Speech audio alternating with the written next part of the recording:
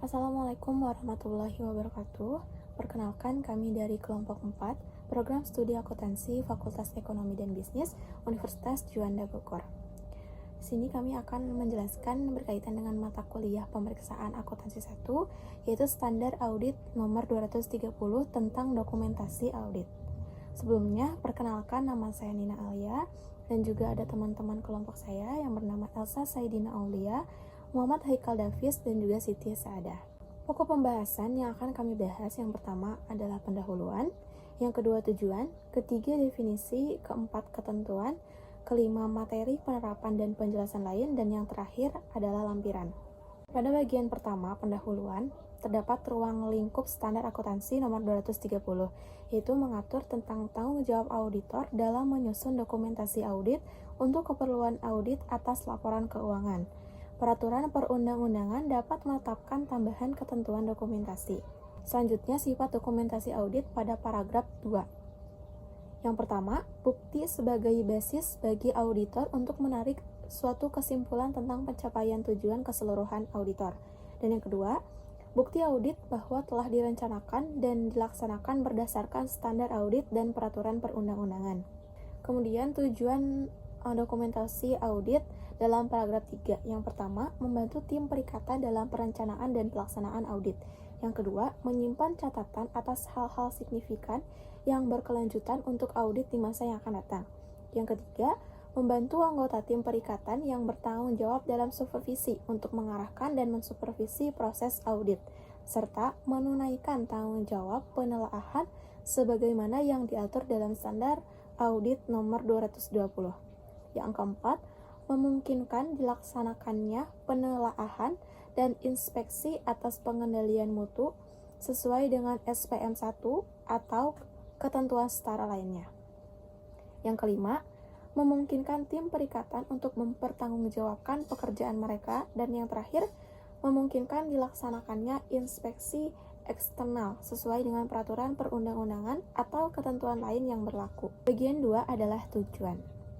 Tujuan auditor dalam standar audit nomor 230 paragraf kelima, yaitu yang pertama, catatan yang cukup dan tepat sebagai basis untuk laporan audit. Dan yang kedua, bukti bahwa audit telah direncanakan dan dilaksanakan berdasarkan standar audit dan peraturan perundang-undangan yang berlaku. Bagian yang ketiga adalah definisi. Untuk tujuan standar audit ini, istilah berikut memiliki makna, yaitu dokumentasi audit, folder audit, dan juga auditor berpengalaman. Kali ini saya akan mempresentasikan atau menjelaskan mengenai ketentuan dalam standar audit 230 tentang dokumentasi audit. Dalam paragraf ke-7 terkandung atau tertera bahwa auditor ini harus menyiapkan dokumentasi audit secara tepat waktu. Kenapa sih harus tepat waktu? Agar mampu meningkatkan kualitas audit dan mempersiapkan proses pemeriksaan dan pengevaluasian bukti audit secara efektif yang diperoleh dan kesimpulan yang ditarik sebelum laporan audit difinalisasi. Lalu terdapat di sini ada 3 ketentuan dokumentasi prosedur audit yang telah dilaksanakan dan bukti audit yang telah diperoleh. Yang pertama ada bentuk, isi, dan luas dokumentasi audit. Yang ketiga ada penyimpangan dari ketentuan yang relevan, dan yang ketiga terdapat hal-hal yang terjadi setelah tanggal laporan audit. Jadi maksudnya ini ditemukan fakta-fakta baru yang dapat mempengaruhi laporan keuangan yang telah diaudit oleh auditor. Selanjutnya saya akan menjelaskan mengenai pengumpulan folder audit final yang terdapat dalam paragraf ke-14 sampai 16. Pertama saya akan menjelaskan dari paragraf ke-14. Auditor ini harus menyiapkan dokumentasi audit dalam sebuah folder dan melengkapi proses administrasi yang diperlukan secara tepat waktu setelah tanggal laporan audit. Lalu dalam paragraf ke-15, setelah pengumpulan folder audit final setelah dilakukan, auditor ini tidak boleh menghapus atau membuang dokumentasi audit apapun sebelum masa penyimpanan yang diharuskan berakhir. Lalu dalam paragraf ke-16 terdapat hal-hal apa aja yang harus didokumentasikan ketika ada modifikasi atau perubahan atau pengurangan dokumentasi audit. Yang pertama itu adalah alasan yang spesifik. Lalu kapan dan siapa aja sih yang melakukan perubahan dan menelaah perubahan tersebut. Materi penerapan dan penjelasan lain dalam ISA 230 tentang dokumentasi audit. Seperti yang telah saya jelaskan di awal, kenapa dokumentasi audit ini harus disiapkan secara tepat waktu agar membantu untuk meningkatkan kualitas audit dan memfasilitasi proses penelaahan dan pengevaluasian secara efektif bukti audit yang diperoleh dari kesimpulan sebelum laporan audit difinalisasi. Dokumentasi yang disiapkan ketika pekerjaan audit dilaksanakan lebih akurat daripada setelah pekerjaan audit selesai dilaksanakan. Jadi lebih baik itu dokumentasi disiapkan pada saat sedang melakukan pekerjaan audit. Di sini ada 7 faktor yang dapat mempengaruhi bentuk, isi, dan luas dokumentasi. Yang pertama ada ukuran dan kompleksitas entitas. Perusahaan yang lebih besar dan kompleks cenderung memiliki struktur akuntansi yang lebih rumit dibandingkan perusahaan yang masih atau yang lebih kecil. Mereka mungkin memiliki operasi bisnis yang tersebar di berbagai wilayah dan laporan keuangannya itu lebih kompleks, dan dalam prakteknya pun akuntansi ini harus mampu mengelola pengelolaan data yang lebih luas, analisis yang lebih dalam, dan kepatuhan terhadap persyaratan pelaporan yang lebih rumit juga dibandingkan dengan perusahaan yang lebih kecil. Lalu yang kedua ada sifat prosedur yang akan dilaksanakan dalam proses audit. Nah, hal ini berkaitan dengan tujuan dilakukannya prosedur audit tersebut. Contohnya pengujian pengendalian atau prosedur substantif dan tipe prosedur audit tersebut. Sebagai contoh, inspeksi, observasi, permintaan keterangan, konfirmasi, perhitungan ulang, pelaksanaan kembali, atau prosedur analisis. Lalu yang ketiga ada resiko kesalahan dalam penyajian material yang telah diidentifikasi. Lalu yang keempat ada signifikan bukti audit yang diperoleh, maksudnya adalah bukti audit yang diperoleh ini sudah relevan atau sudah cukup. Lalu yang kelima ada sifat dan luas penyimpangan yang telah diidentifikasi. Yang keenam ada kebutuhan untuk mendokumentasikan suatu kesimpulan yang belum dapat ditentukan dengan segera dari dokumentasi pekerjaan audit yang dilaksanakan atau bukti audit yang diperoleh. Lalu yang ketujuh ada yang terakhir, metodologi apa dan perangkat apa yang dilakukan oleh auditor dalam melakukan pekerjaannya. Lalu dalam bentuk, isi, dan luas dokumentasi audit dapat dilakukan pada kertas atau media elektronis atau media lainnya. Lalu ada contoh-contoh dokumentasi audit yang mencakup ada program audit, ada analisis, memorandum isu, ikhtisar hal-hal signifikan, lalu ada surat konfirmasi dan surat representasi, lalu yang ke-6 ada checklist, dan yang terakhir ada koresponden yang termasuk email tentang hal-hal yang signifikan. Auditor dapat memasukkan ikhtisar atau salinan catatan entitas sebagai contoh kontrak dari perjanjian yang signifikan atau lebih spesifik sebagai bagian dari dokumentasi audit. Namun dokumentasi audit ini bukan merupakan pengganti catatan akuntansi entitas. Lalu auditor gak perlu memasukkan dalam dokumentasi audit draft kertas kerja dan laporan keuangan versi sebelum final catatan yang berisi pemikiran awal atau pemikiran yang tidak lengkap, dokumentasi audit sebelum dilakukannya koreksi, kesalahan ketik atau kesalahan lainnya, serta duplikasi dokumen. Lalu penjelasan secara lisan oleh auditor bukan merupakan pendukung yang memadai untuk pekerjaan yang dilakukan oleh auditor atau kesimpulan yang ditarik oleh auditor, tapi dapat digunakan untuk menjelaskan atau mengklasifikasikan informasi yang tercantum dalam dokumentasi audit. Bentuk, isi, dan luas dokumentasi audit. Auditor tidak perlu mencantumkan dalam dokumentasi audit, draft kertas kerja dan laporan keuangan versi sebelumnya. Catatan yang berisi pemikiran awal atau pemikiran yang tidak lengkap. Dokumentasi audit sebelumnya dilakukan koreksi kesalahan ketik atau kesalahan lainnya, serta duplikasi dokumen. Penjelasan secara lisan oleh auditor bukan merupakan pendukung yang memadai untuk pekerjaan yang dilaksanakan oleh auditor atau kesimpulan yang ditarik oleh auditor, namun dapat digunakan untuk menjelaskan atau mengklasifikasikan informasi yang tercantum dalam dokumen audit. Kepatuhan terhadap ketentuan SA ini akan menghasilkan dokumentasi audit yang cukup dan tepat sesuai kondisinya. SA lain membuat ketentuan dokumentasi tertentu yang dimaksudkan untuk mengklasifikasikan penerapan SA ini dalam kondisi tertentu. Dalam SA lain tersebut, ketentuan dokumentasi tertentu dari SA lain tidak membatasi penerapan SA ini. Ketiadaan ketentuan dokumentasi dalam SA tertentu dokumentasi tidak berarti bahwa tidak terdapat dokumentasi yang akan disiapkan sebagai akibat dari kepatuhan terhadap SA tersebut.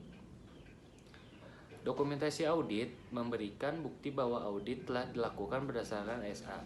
Namun, dokumentasi oleh auditor atas setiap hal yang dipertimbangkan dan dipertimbangkan profesional yang dibuat dalam suatu audit tidak perlukan atau tidak praktis.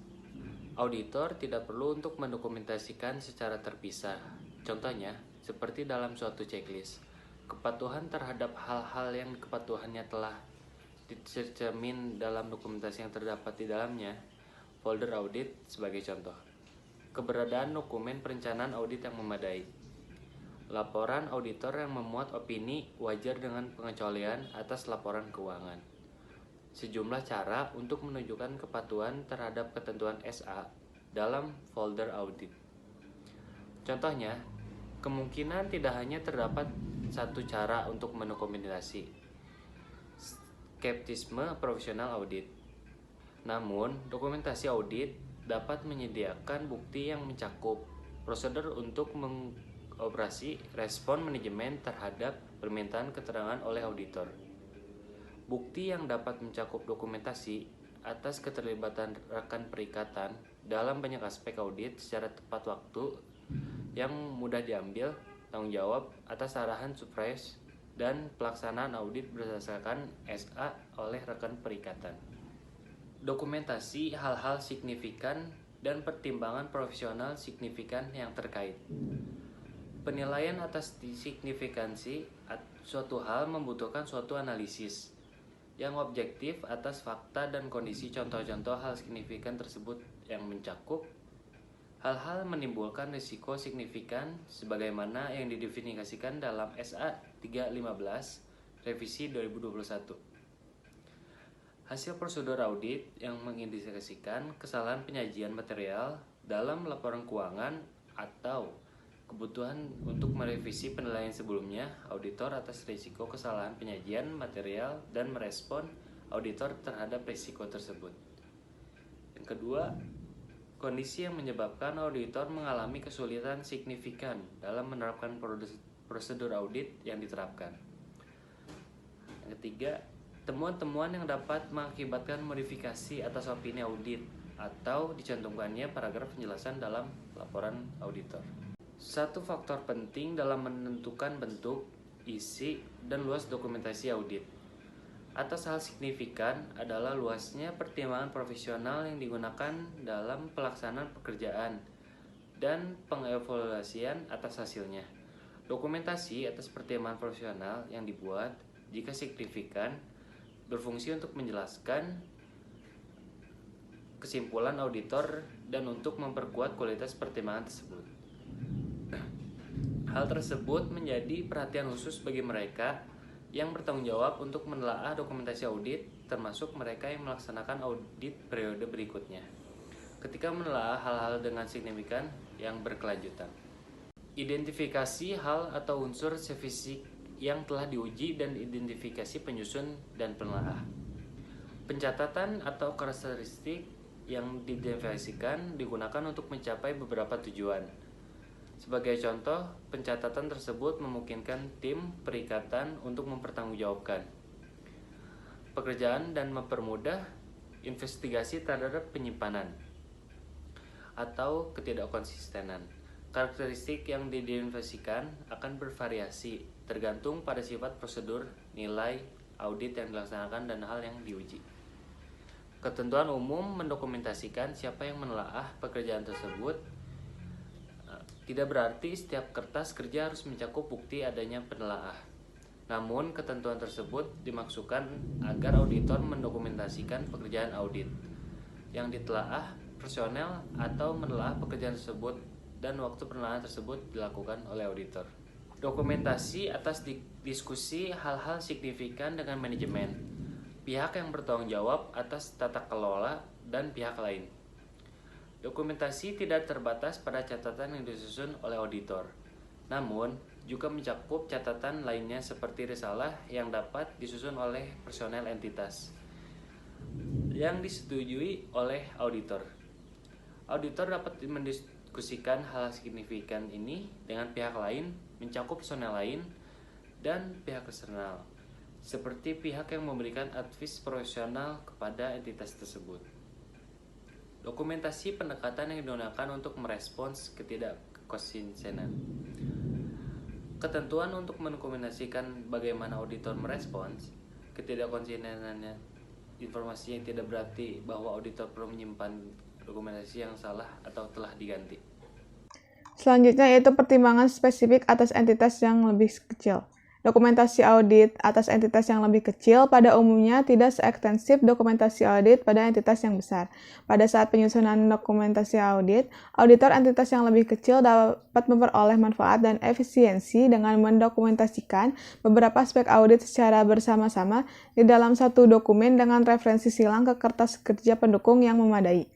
Adapun contoh hal-hal yang dapat didokumentasikan secara bersama dalam mengaudit entitas yang lebih kecil yaitu mencakup yang pertama pemahaman entitas dan pengendalian internalnya, lalu yang kedua strategi audit dan perencanaan audit secara keseluruhan, lalu yang ketiga materialitas yang ditentukan berdasarkan standar audit 320, lalu yang keempat resiko yang telah dinilai, yang kelima hal-hal signifikan yang ditemukan selama audit, lalu yang keenam kesimpulan yang ditarik.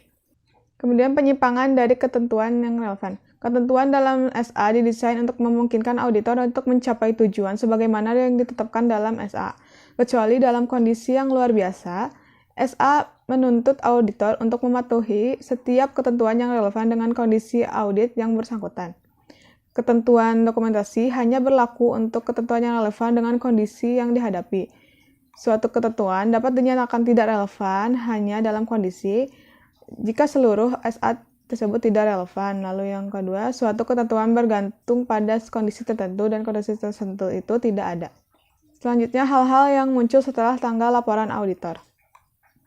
Contoh kondisi luar biasa mencakup fakta yang diketahui oleh auditor setelah tanggal laporan audit, namun telah terjadi pada tanggal laporan audit dan ketika diketahui pada tanggal tersebut dapat menyebabkan perubahan dalam laporan keuangan atau perubahan dalam laporan audit. Perubahan terhadap dokumentasi audit ditelaah sesuai dengan tanggung jawab penelaahan yang diatur dalam Standar Audit 220. Selanjutnya, pengumpulan folder audit final. Dalam SPM 1, KAP harus membuat kebijakan dan prosedur sehubungan dengan penyelesaian pengumpulan folder audit secara tepat waktu. Batas untuk menyelesaikan proses pengumpulan dokumentasi audit final adalah tidak lebih dari 60 hari setelah laporan audit. Perubahan terhadap dokumentasi audit masih dapat dilakukan selama proses pengumpulan jika perubahan tersebut bersifat administratif. Contoh perubahan dokumen audit tersebut yaitu mencakup yang pertama, menghapus atau membuang dokumen yang telah diganti, lalu yang kedua menyortir, menggabungkan, dan membuat pengacuan silang atau cross-referencing kertas kerja. Yang ketiga, menandatangani checklist penyelesaian atau completion checklist yang berhubungan dengan proses pengumpulan dokumen tersebut. Yang keempat, mendokumentasikan bukti audit yang telah diperoleh, dibahas, dan disetujui oleh anggota tim perikatan sebelum tanggal laporan audit. SPM 1 atau ketentuan lainnya setara menuntut KAP untuk menetapkan kebijakan dan prosedur yang mengatur masa penyimpanan dokumen perikatan.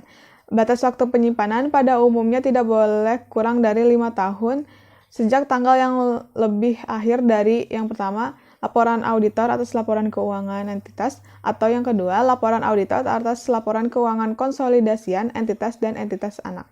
Berikutnya kita masuk ke bagian lampiran. Dokumentasi audit spesifik yang diharuskan dalam standar audit lain.